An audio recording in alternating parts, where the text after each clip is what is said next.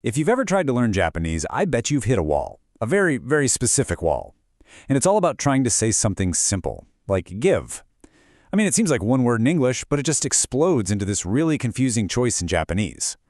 So today, let's dive in and finally crack the code on this whole giving puzzle. So what's the big deal, right? You just want to say someone gave you something or you gave someone else something. Should be easy. But in Japanese, if you pick the wrong word, it doesn't just sound a little weird. It can be flat out grammatically wrong and sound completely unnatural.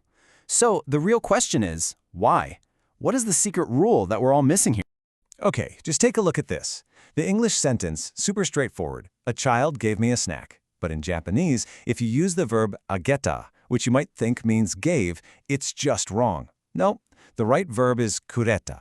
Now they both translate to gave, so what is going on? This little choice actually uncovers a fundamental rule in Japanese that we just don't really have in English. And that secret, the absolute key to solving this entire puzzle, has nothing to do with the object being given or even the action itself. It is all about perspective.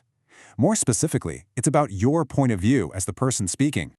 Now, linguists have a fancy term for this stuff: benefactive expressions. I know, that's a mouthful, but the idea is actually pretty simple.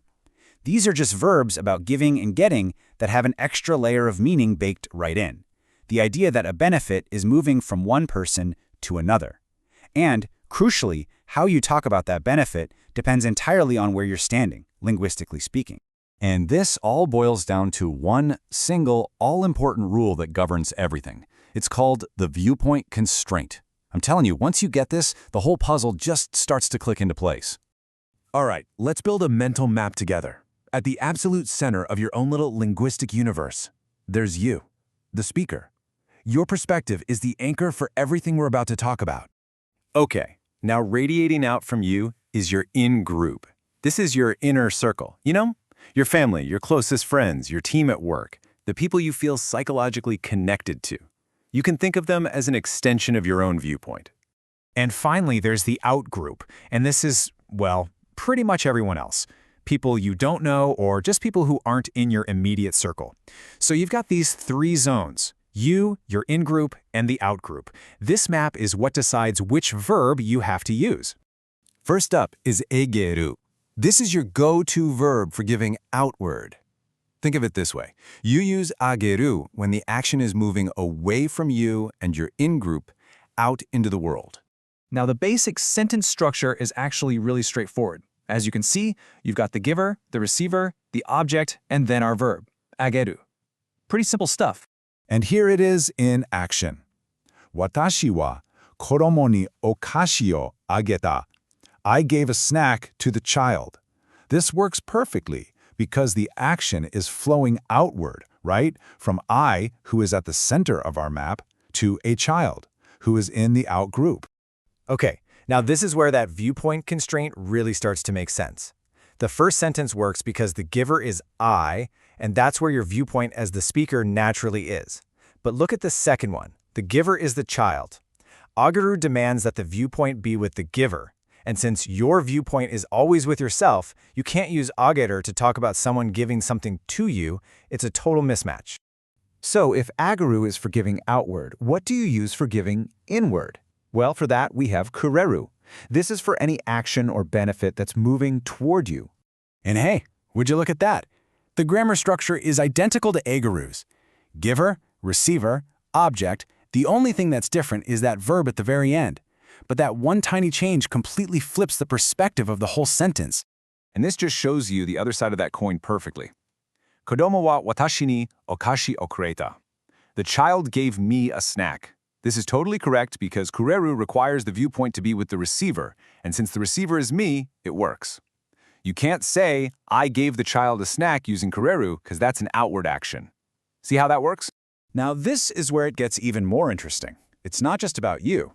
Remember that in-group, your inner circle? Well, kururu is also what you use when the benefit comes to someone in that circle. So a neighbor giving a snack to your child also uses kururu. Why? Because the benefit is coming into your sphere, into your in-group's territory. Okay, so we've got giving outward and giving inward covered. But what if you want to put the focus on the person who's actually getting the thing? For that, we have another verb, morao, which means to receive. And notice the big switch up here. With morao, the receiver becomes the subject of the sentence. The whole sentence is now about the act of getting something. This puts the spotlight squarely on the person who received the benefit. So instead of saying, the child gave me a snack, you can flip it around and say, I received a snack from the child.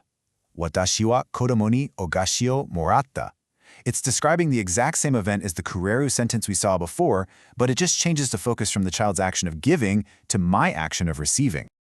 Now this is where this system goes from just being interesting grammar to something way more powerful. This entire system of viewpoint and perspective, it doesn't just work for physical things like snacks and sweaters, it also applies to actions and favors. Check out the difference here. On the left, a mother gave a sweater, a physical object. But on the right, just by tweaking the verb a little bit and adding ageru, it becomes mother knitted a sweater for brother. The giving is now the action of knitting itself. It's become a favor. And you want to know the best part? All those viewpoint rules we just figured out, they apply perfectly here too. You don't have to learn anything new. Making a snack for a child is an outward favor, so you use te ageru. A child making a snack for you is an inward favor, so you use te kureru. And if you want to focus on the benefit you got, you can say you had a snack made for you using te morao. It's the exact same system, just for actions. When you really get down to it, ageru, kureru, and morao are so much more than just give and receive. They're like a social GPS. They actually force the speaker to define their relationship with everyone else in the sentence, who's in your in-group, who's in the out-group, and which way the favor is flowing. It really makes you think, doesn't it?